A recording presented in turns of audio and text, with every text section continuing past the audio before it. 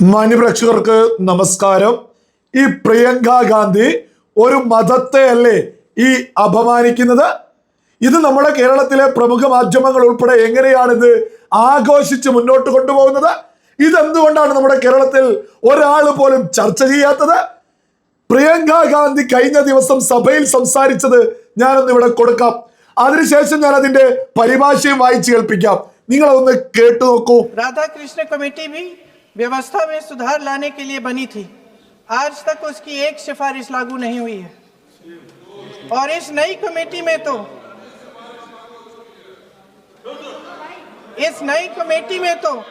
एक x IB chief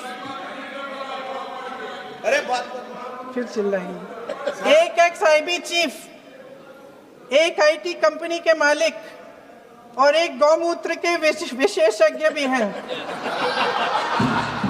നിങ്ങൾ കേട്ടില്ലേ? ഞാൻ അതിന്റെ പരിഭാഷ ഒന്ന് വായിച്ചു കേൾപ്പിക്കാം.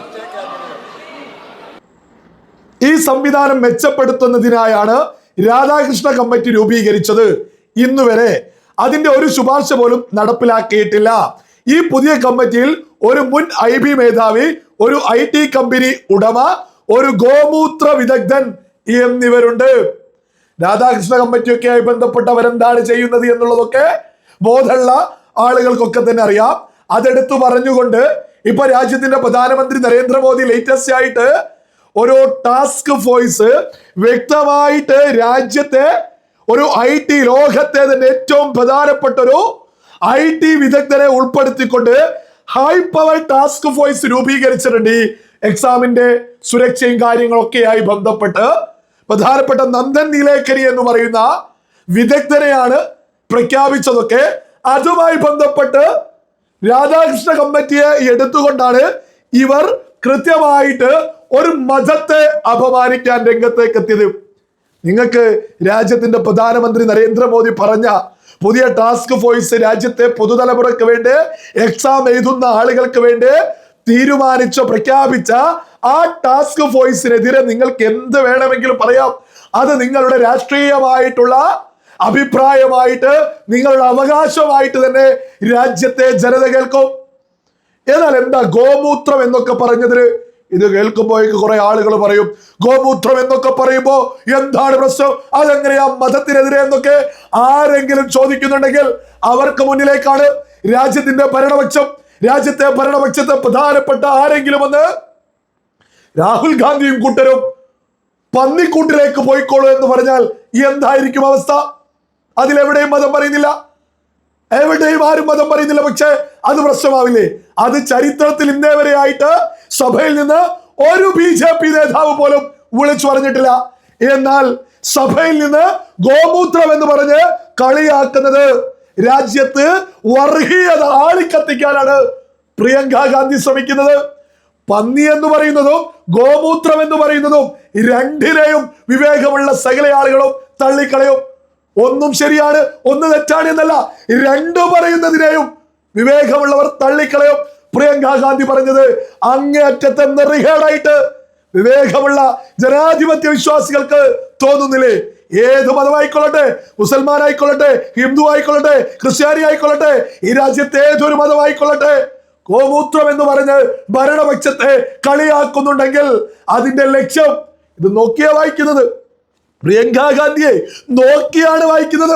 സകല മലയാളികളും കണ്ടില്ലേ? അത് വയനാട്ടിൽ നിന്ന് വിജയിച്ചത് കൊണ്ട് ഇവിടെയുള്ള ആരെങ്കിലും കൊട്ടേഷൻ കൊടുത്തതാണോ?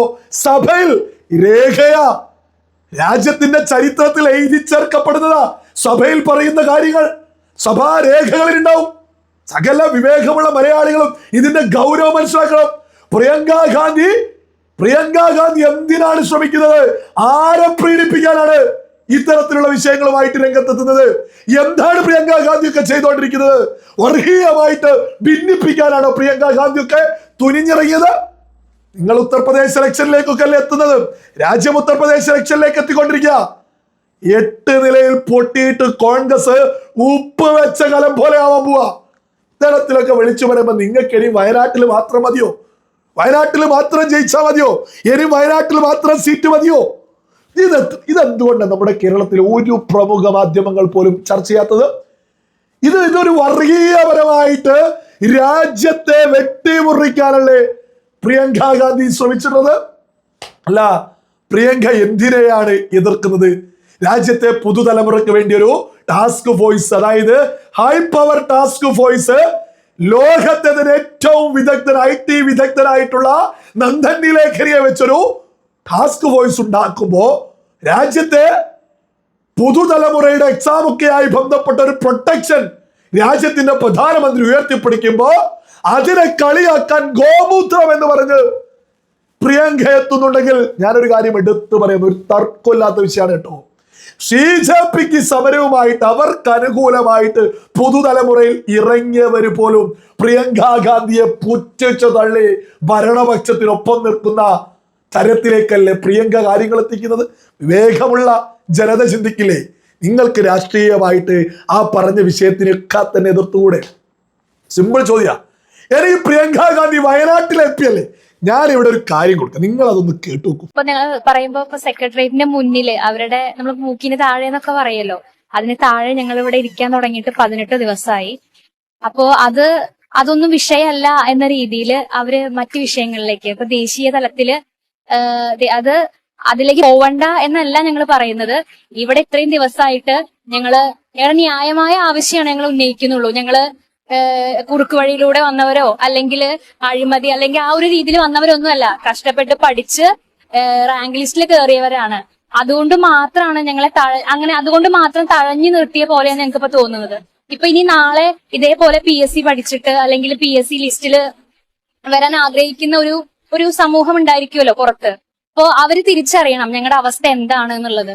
ഞങ്ങൾ ഓരോരുത്തരും ഇതിപ്പോ ഞങ്ങളുടെ ലിസ്റ്റ് ഓൾ കേരള ലിസ്റ്റ് ആണ്. അപ്പൊ കാസർഗോഡ് മുതൽ തിരുവനന്തപുരം വരെയുള്ള അധ്യാപകരാണ്, അതായത് ഭാവിയില് കുട്ടികളെ പഠിപ്പിക്കാനുള്ള അധ്യാപകരാണ് ഇങ്ങനെ ഈ തെരുവിൽ ഇന്ന് സമരം ചെയ്യുന്നതെന്നുള്ളത്. ആ ഒരു അവസ്ഥ അവര് തിരിച്ചറിയണം.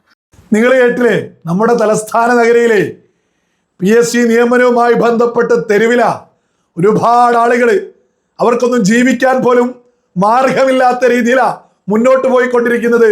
പ്രിയങ്ക ഗാന്ധിയൊക്കെ തിരിഞ്ഞു നോക്കാത്തത് കലാപം നടത്താത്തത് കൊണ്ടാണോ? അല്ലെങ്കിൽ ഇവർ തെരുവിലിറങ്ങിയിട്ട് പോലീസുകാരെ ആക്രമിക്കാത്തത് കൊണ്ടാണോ? ആ പ്രിയങ്ക ഗാന്ധി വയനാട്ടിലെ MP അല്ലേ, അല്ലാതെ ഉത്തർപ്രദേശിൽ നിന്നൊന്നും എവിടുന്നും ജയിക്കാനൊന്നും സാധിച്ചിട്ടില്ലല്ലോ. വയനാട്ടിലെ MP അല്ലേ. മലയാളികളോട് ഒരു ഇത്തിരിയെങ്കിലും കരുണ തോന്നുന്നുണ്ടെങ്കിൽ ഈ വിഷയത്തിലൊക്കെ ഒന്ന് ഇടപെട്ടുകൂടെ? നിങ്ങളെ കൊണ്ട് സാധിക്കുന്നതൊന്ന് ചെയ്തു കൊടുത്തുകൂടെ? ഇവിടെ കോൺഗ്രസ് അല്ലേ ഭരിക്കുന്നത്. നിങ്ങൾക്കൊന്ന് അവരുടെ നിയമനത്തിൽ അവർ നേരായ മാർഗത്തിൽ എക്സാം ചെയ്ത് ലിസ്റ്റിൽ കയറിയ ആളുകളല്ലേ. ഇനി ഈ പ്രിയങ്ക ഗാന്ധിയെ വയനാട് ദുരന്തം നടന്നപ്പോ ആ സ്ഥലം MP ആയിട്ടുള്ള പ്രിയങ്ക ഗാന്ധിയെ നമ്മൾ ആരെങ്കിലും കണ്ടോ? പ്രിയങ്ക അവിടെ ഗോമൂത്രത്തിന്റെ ഇതും വിളിച്ചു പറഞ്ഞു നടക്കുക. കോൺഗ്രസിന് ഈ പ്രിയങ്ക ഗാന്ധിയൊക്കെ നേതൃത്വം കൊടുത്താൽ എന്നെങ്കിലും ഇനി കോൺഗ്രസ് അധികാരത്തിലേക്ക് എത്തുമെന്ന് നിങ്ങൾക്കാർക്കെങ്കിലും തോന്നുന്നുണ്ടോ?